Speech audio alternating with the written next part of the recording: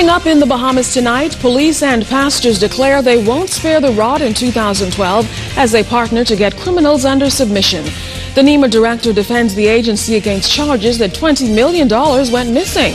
Former Governor General Sir Clifford Darling lay in state today as the country prepares to bid final farewell. And find out the literal price offenders at the New Year's Day Junkanoo Parade had to pay. All those stories and more straight ahead in the Bahamas tonight. Covering the islands of the Bahamas, ZNS Network presents the Bahamas Tonight.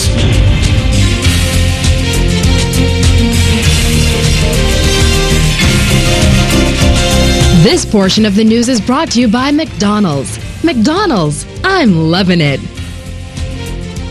Good evening and welcome to the Bahamas Tonight, the National Report. I'm Keishla Adderley. Thanks for joining us. Topping the news tonight, a steady flow of crime pushed police to their limits in 2011 and pushed the statistics to record highs, most notably murders. This year, police are hoping to turn the corner on crime prevention by turning up the heat on a persistent criminal element. This week, police will detail the plan to achieve that goal. Our Altaviz Munnings has this preview.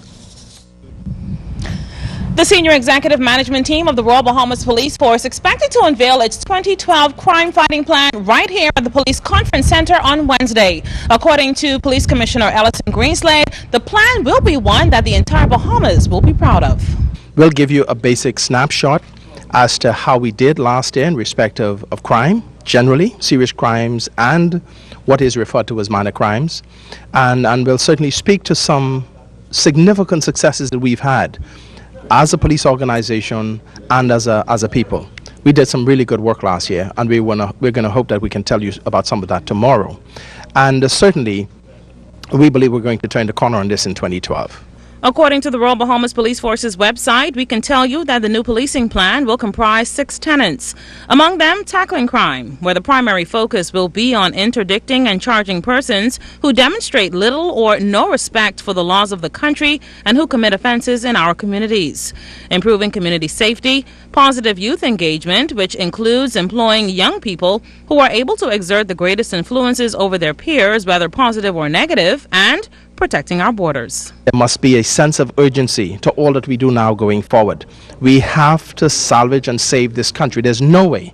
I don't think that we should go to our beds, and relax and believe that it's just business as usual. It cannot be business as usual in 2012. I repeat, it cannot be business as usual. We're going to have to turn the corner on this. And I believe the appropriate place to start is with the church, because I've asked the Christian leaders here to appeal to parents and guardians and to go back to some fundamental things that have always worked. Things like basic respect for ourselves, respect for our homes, respect for our churches, respect for social order and good governance, and let's as a people be the people that we know we are: decent, upstanding, law-abiding people. And despite the crime statistics, Police Commissioner Greenslade claims 2011 was a successful year for the Royal Bahamas Police Force. Figures were much too high, and we're not going to make those figures go away. But we cannot judge the quality of our people, and when I say that, I speak generally about an entire country, nor the quality of our law enforcement agencies, not just the police department. And if you wish to be particular, the police department, based upon murder statistics. That is certainly not going to be the appropriate measure, because it will not give you the right answers that you should find. And in this new year, the Police Commissioner, his senior executive management team, as well as all officers of the Royal Bahamas Police Force, employ Bahamians everywhere to help them once again maintain law and order across the country. Altaviz Munnings, ZNS News. Well, as you heard there, the police commissioner is looking to engage the religious community this year. He met with the Bahamas Christian Council today, exchanging ideas on fighting crime. The meeting was originally scheduled for later this month, but Christian Council President Reverend Ranford Patterson was pleased to get an early start on talks with police.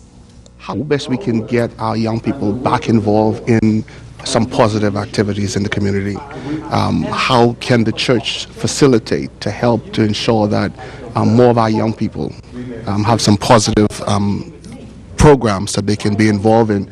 We believe if we can get to the very young in our community, I believe we can save our country, because they are the ones I believe that we need to reach out to more than anyone right now. The police commissioner is optimistic that the partnership with the church will make a difference. We don't want this to be this year a police-centric conversation. This has to be a conversation about the people of the Commonwealth of the Bahamas and all of us making our best contributions to fixing the problems that afflict us at the moment. We intend to meet far and wide with stakeholders all across the community and certainly with all of our communities. It's going to require a lot of work on the part of all of us, but yes, that is the intent. Things are back to normal at the Lyndon Pinling International Airport today. Officials of the Nassau Airport Development Company tell us they didn't experience any delays today at the airport, where some 8,000 passengers were processed. That's quite a departure from yesterday, which saw long lines of passengers waiting for their flights to be called or to get the all clear from the control tower. Now today, we understand that thousands of passengers again were processed through the airport. NAD's customer service department was deployed to the U.S. terminal to ensure smooth passenger check-in. There were around 1,500 domestic arrivals and departures and 6,300 U.S. and international arrivals and departures. BTC is looking to improve customer satisfaction this year on the heels of its big 4G launch. Officials spoke with our Janaea Noel about the plans for new stores and vendors.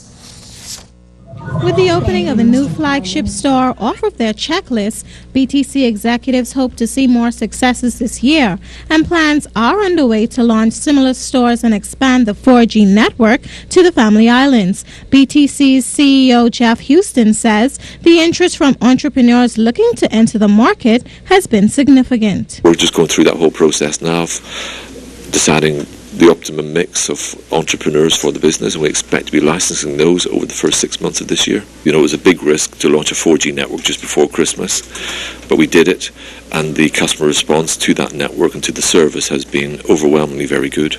The opening of more stores will also mean more employment. Houston says the company is now looking to fill job openings to complement its new initiatives. We're going to bring on more. In fact, you've probably seen that we've advertised recently for a number of key senior positions. So we're looking to enhance our management team, and we're also looking to bring on more staff as well to work in our new stores. But we're also looking for new entrepreneurs actually who will step in and manage a lot of their own stores on our behalf. We've filled, I think, at least 20 to 30 new people who joined the company, and I would expect over the balance of this year that we'll be recruiting another 70 to 80 people into the business. So there will be a significant refresh, if I can call it a refresh, of our people over the balance of 2012. He added that the company went beyond its targeted goals, and they are looking forward to the new opportunities that will become available. As we build out our distribution network, we'll create secondary opportunities through people working in stores owned by our franchisees, and also as we stimulate more development of the telecommunications market, we also think that will develop more opportunities for innovative entrepreneurs to get involved in software development or applications and services development around 4G and broadband. So we feel that by continuing to invest in our infrastructure and our business and in the market, that will create new employment opportunities for the Bahamas. With the successful launch of the 4G network, BTC officials say that customers can only expect great things this year. Janaea Noel Ferguson, ZNS News. Now, Houston also addressed phone card vendors whose profits were slashed after the company raised fees and introduced a new top-up system. He explains the new, more lucrative arrangement they're working under.